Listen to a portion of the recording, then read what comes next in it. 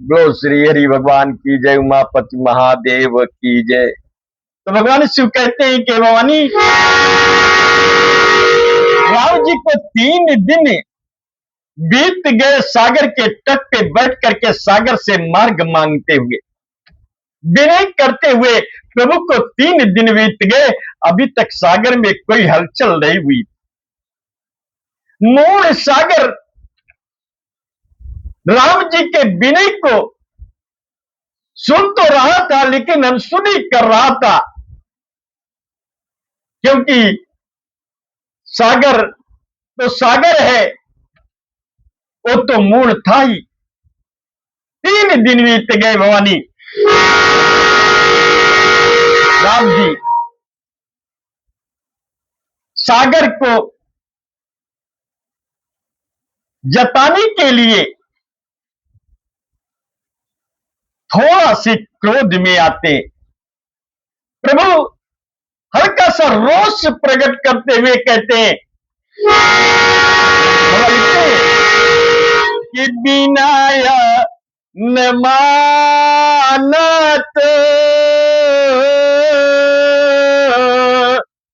बिनाया न मानत, जलदी जाने गए 3 दिन बीती। 3 दिन बीत गए भवानी, लेकिन जल समुद्र विनय, राम जी की विनय उसे समझ में नहीं आ रही थी, अनसुनी कर दे रहा था। तो बोले ये राम जी थोड़ा से आक्रोश में आते हैं, क्रोध में आते हैं और कठोर वाणी में कहते हैं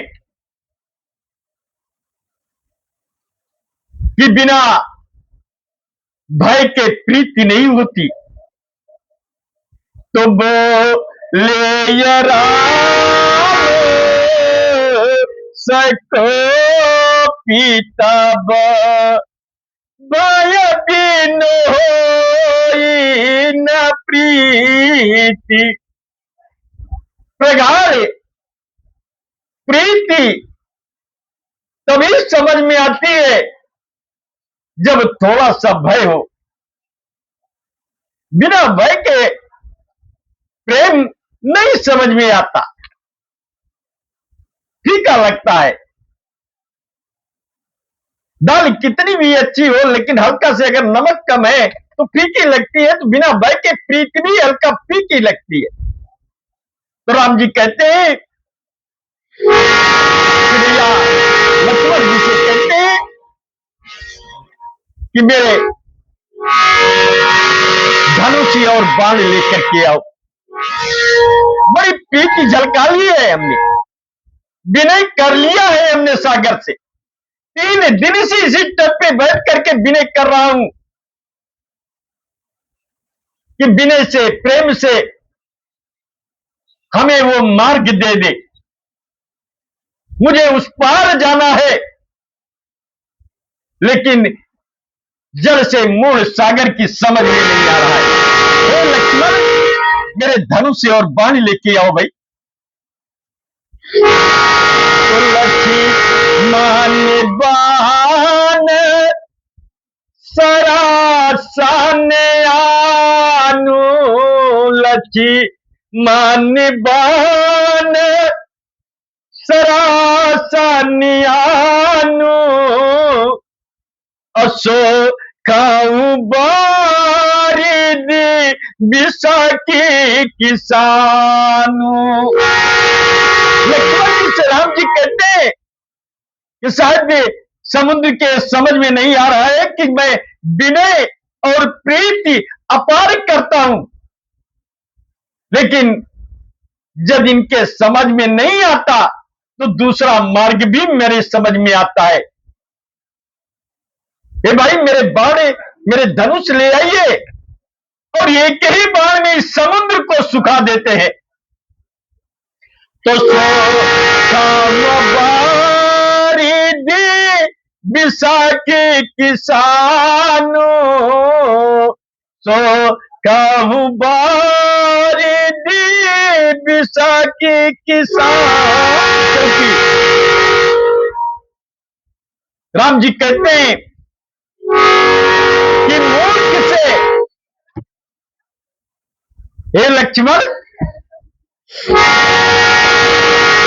मूर्ख से, कुटिल से के साथ प्रीति स्वाभाविक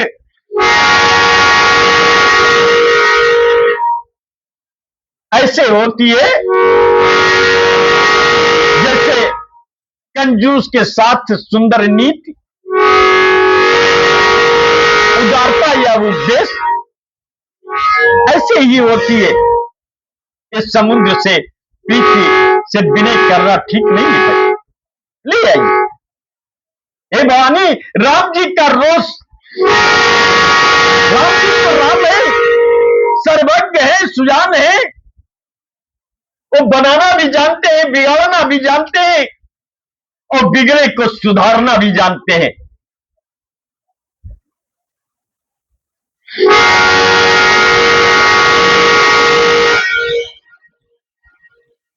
ममता में फंसे हुए मनुष्य को जैसे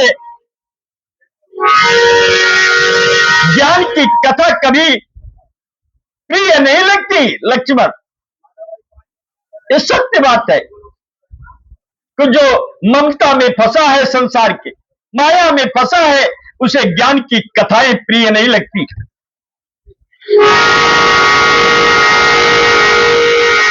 लोभी को वैराग्य प्रिय नहीं है और क्रोधी को कभी शांति प्रिय नहीं होती।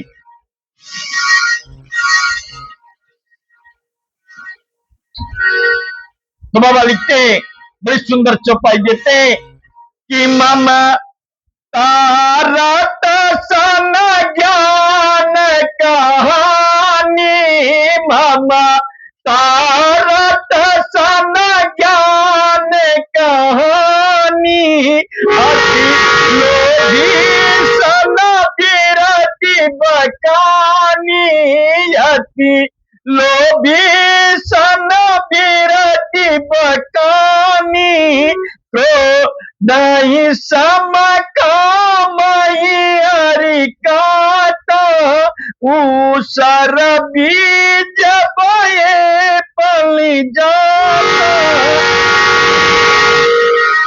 ऊसर भूमि में अगर बीज डाल भी दिया जाए तो अंकुर नहीं फूट सकता लक्ष्मण। और इतना करते ही लक्ष्मण जी प्रभु के पास से भवानी लेकर के धनुष बाण पहुंच गए। राम जी खड़े हो गए। तर्कस पे बाण आ गए।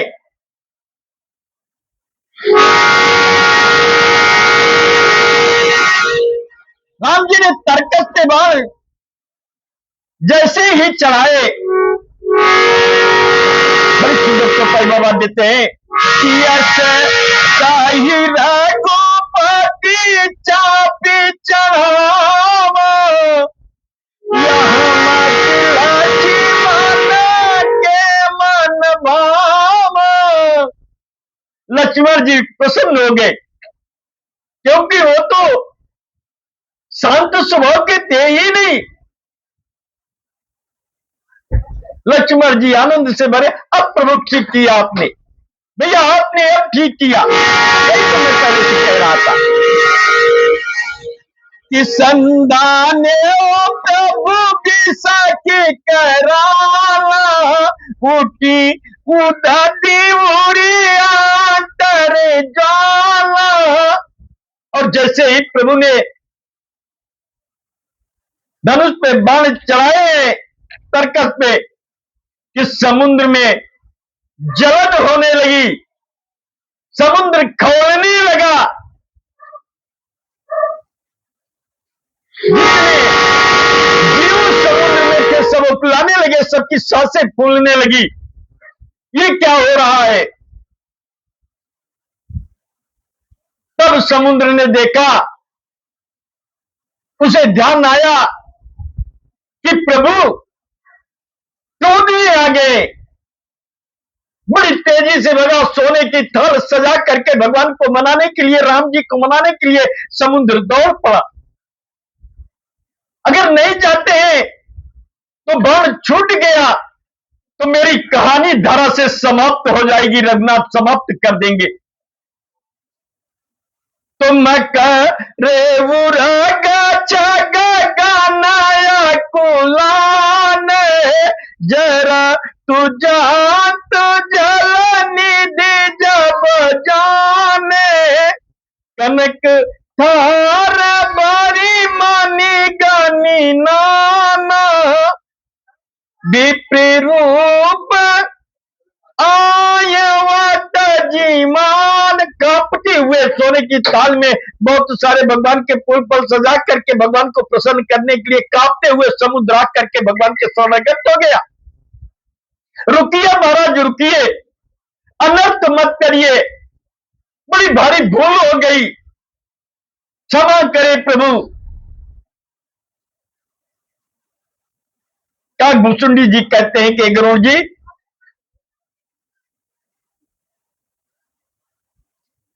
चाहे जितनी खाद पास केले में डाल दीजिए, लेकिन केले में फल तभी आएगा जब वो काटा जाता है।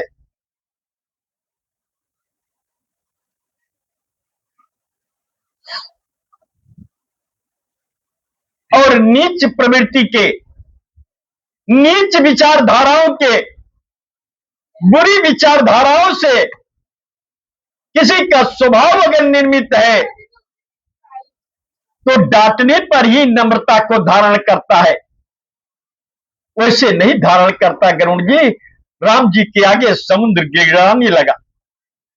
राम जी समझ गए कि डाली पर ही कौसी अभिनय नमान कगे सुन डाटे ही पर नवनी। क्षमा याचना किया, प्रभु ने क्षमा कर दिया, प्रभु का क्रोध शांत हो गया।